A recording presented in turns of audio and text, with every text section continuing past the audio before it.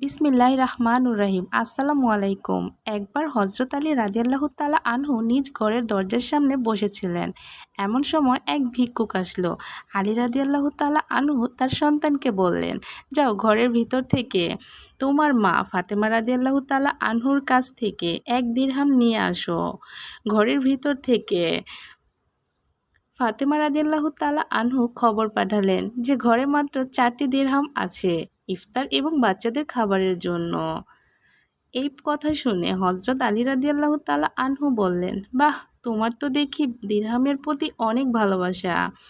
যাও গিয়ে সবগুলো দিরহাম নিয়ে আসো। ফাতেমা রাদিয়াল্লাহু তাআলা আনহু বললেন, আমি তো দিতে নিষেধ করিনি, শুধু স্মরণ করিয়ে দিলাম। এই বলে সে সবগুলো দিরহাম ফকিরকে দিয়ে দিলেন।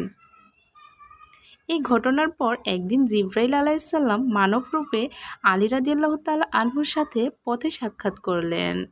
তার সঙ্গে ছিল একটি জান্নাতি ওট।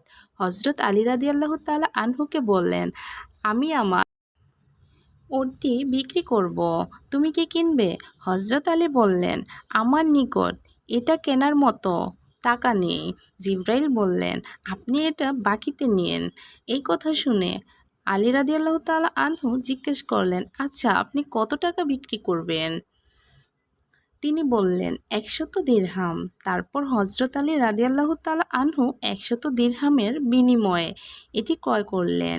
তারপরে সে পথ চলতে লাগলেন। এর কিছুক্ষণ পর বেদুইন রূপে হযরত মিকাইল আলাইহিসসালাম তার সাথে দেখা করলেন এবং জিজ্ঞেস করলেন, আপনি এই উটটি বিক্রি করবেন?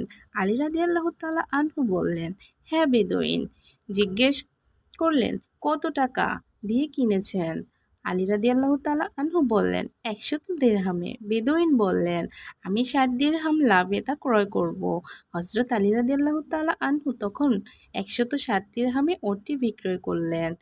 বেদুইন তাকে 160 দিরহাম দিল এবং আলী সেই দিরহাম নিয়ে পথ চলতে লাগলেন। পথের মধ্যে পূর্বের সেই বিক্রেতার সাথে আবার দেখা হলো। সে আলী রাদিয়াল্লাহু তাআলা আনহুকে জিজ্ঞেস করলেন, আপনি নিশ্চয়ই ওটটি বিক্রি করেছেন? আলী রাদিয়াল্লাহু তাআলা আনহু বললেন, হ্যাঁ। তিনি বললেন, তাহলে আপনি এখন আমার প্রাপ্য পরিশোধ করুন। আলী রাদিয়াল্লাহু তাআলা আনহু কথা মতো 100 দিরহাম দিয়ে দিলেন এবং তার সঙ্গে ছিলেন 60 দিরহাম। সে 60 দিরহাম নিয়ে বাড়ি ফিরলেন এবং ফাতিমার সম্মুখে দিরহামগুলো রেখে দিলেন। ফাতিমা রাদিয়াল্লাহু তাআলা আনহু জিজ্ঞেস করলেন, এত দিরহাম কোথায় পেলেন?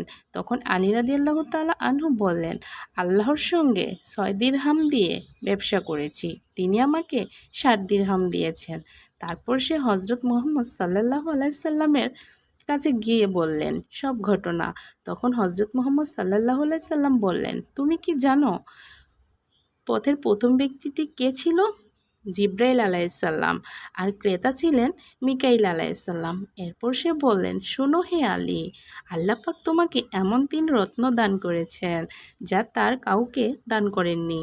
তোমার স্ত্রী জান্নাতের রমণীদের সর্দারিনী, তোমার পুত্রদ্বয় জান্নাতের যুবকদের নেতা, আর তোমার শ্বশুর নবীদের সর্দার। সুতরাং আল্লাহর এই দানের জন্য তার কৃতজ্ঞতা করো এবং সেসব নিয়ামতের ব্যাপারে তার প্রশংসা করো যা তোমাকে দিয়েছে।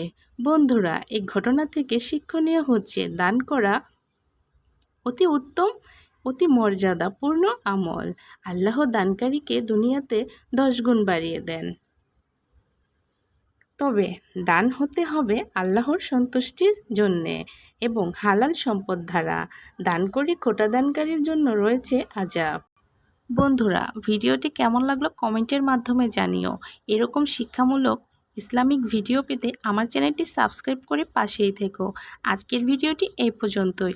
পরবর্তী ভিডিও দেখার আমন্ত্রণ জানিয়ে শেষ করছি। আল্লাহ হাফেজ।